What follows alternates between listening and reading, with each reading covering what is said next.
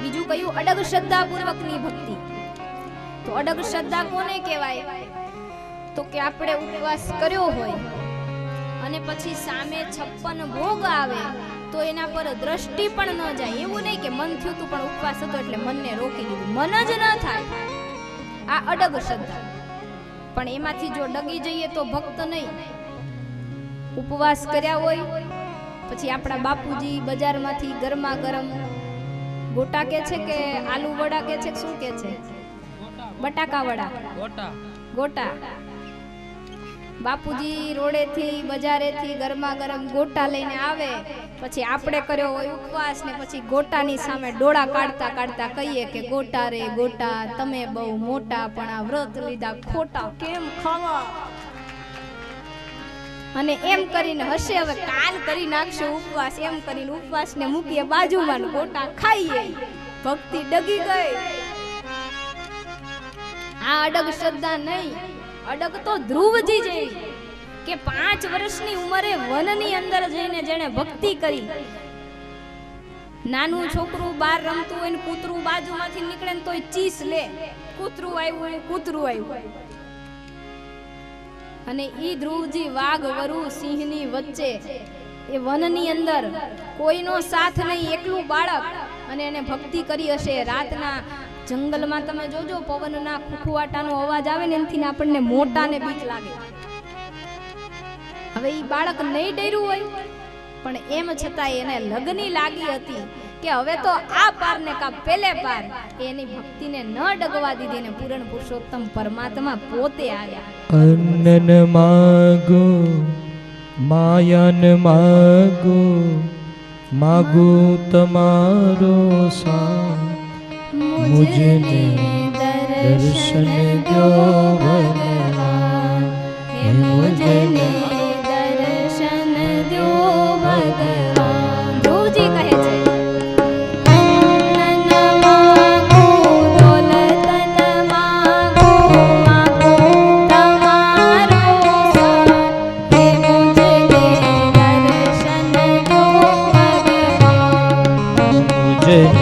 दर्शन दो भगवान. ધ્રુવજી કહે છે ને અન્ન ન માગું, દોલત ન માગું, કેવળ માગું તમારો સાથ. વાલા મને દર્શન દો. સમય સમયની છે બલિહારી, તમને પુકારે ભક્ત ભિખારી. હે તમને પુકારે भक्त भिखारी है, तमने पुकारे भक्त भिखारी. वक्त किसी का एक सा नहीं रहेगा.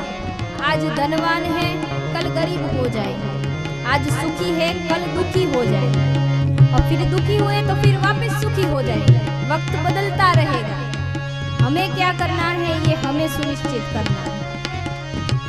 हम धनवान है और हम सोचते हैं कि इतना सारा धन है, ऐसे थोड़ी ना गरीब हो जाएंगे. पर ऐसा नहीं होगा. आपके बाद आपके बच्चे बड़े होंगे, सारी घर की जिम्मेदारी वो उठा लेंगे, और फिर आप कहोगे कि बेटा कथा बैठी है 5000 रुपए लिखवाने हैं, दे दे.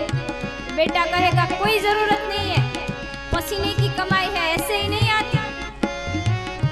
आप भले ही धनवान है पर खर्च नहीं अपने मन के मुताबिक कर पाएंगे. तो समय बदलता रहेगा, एक सा कभी नहीं रहा, किसी का नहीं रहा. समय समय की है बलिहारी, तुम्हें पुकारे भक्त भिखारी. तुम्हें पुकारे भक्त भिखारी.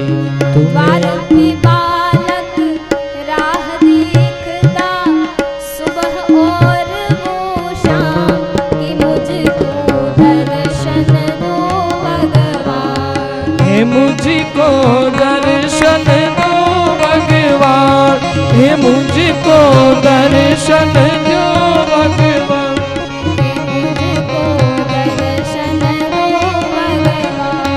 ओ मुझको दर्शन दो भगवान. न मांगो दौलत न मांगो मांगो तुम्हारा साथ, मुझको दर्शन दो भगवान.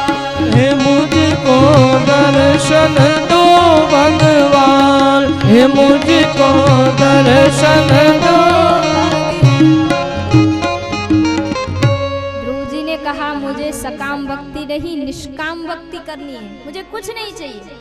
हालांकि घर से निकले तो बोल के गए थे कि मुझे दुर्लभ पदार्थ की प्राप्ति करनी है। मुझे पिता की गोद में नहीं बैठने को मिला, मैं भगवान से कहूंगा कि मुझे आपकी गोद दो। पर जब भगवान प्रसन्न हुए, बोले क्या चाहिए? बोले कुछ नहीं चाहिए। क्यों? जब भक्ति में हम उस राह पर चल देते हैं, थोड़ा समय बीतता है तो धीरे धीरे सारी कामनाएं छूटती चली जाती हैं। आप लोगों ने देखा होगा कि आप लोग जब कथा में, भजन में, सत्संग में कुछ दिनों तक गए नहीं होते, फिर जब आप थोड़े दिन जाने लगते हो तो फिर जब कोई कुछ बोलता है तो भले ना बोले, हमें कहाँ कुछ लेना देना है, ऐसे करके आप उसे छोड़ना सीख जाओगे, आप निष्काम हो जाओगे। और इस वृत्ति को परिवर्तित कौन करता है? भगवान। भगवान का भजन, भगवान की भक्ति। और अगर हम भजन में नहीं जाते, कीर्तन में नहीं जाते, भक्ति नहीं करते, और उसी समय कोई बोल दे कि तू ऐसी है या तू वैसा है, और फिर देखो जो होली मचे। क्योंकि वृत्ति में समानता, सात्विकता, सभानता नहीं।